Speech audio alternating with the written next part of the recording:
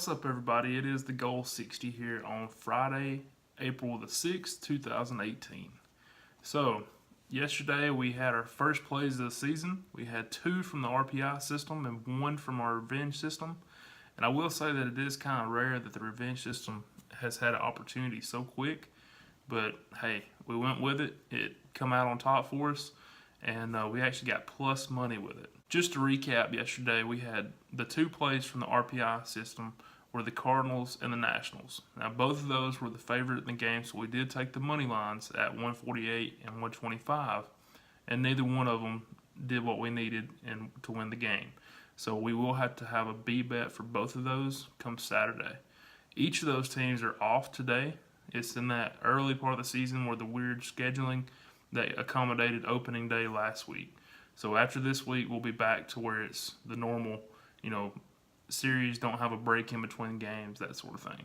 As I did mention with the revenge system, we had plus money with the Rays getting the run line. So we had plus 1.5 runs and we had plus money. That is pretty rare, especially towards the middle of the season. Right now, you see a few more of them. But either way, we had plus 107. They kept the game really tight, went into extra innings, and Hanley Ramirez had a pretty good hit there and scored a run for the Red Sox. Red Sox win the game 3-2, keeps us within the run line, and we win our bet.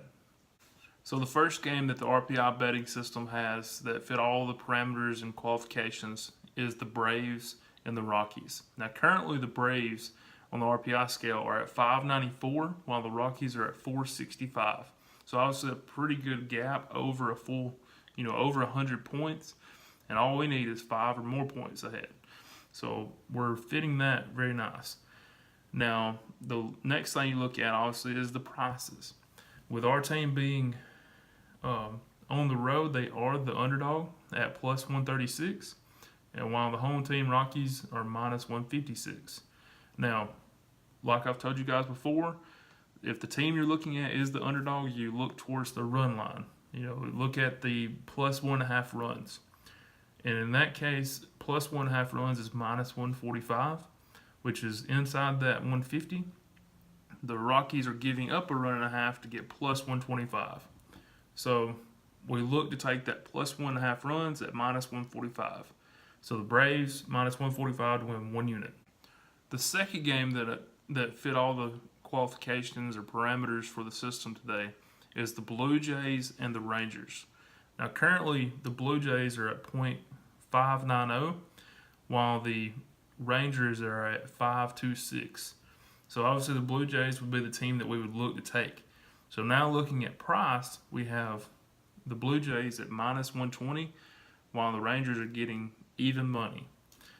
And on run line, the Blue Jays are minus 1.5 at plus 133, while the Rangers are at plus 1.5 at 153, or at minus 153. But that doesn't matter because the team we're looking at is the favorite.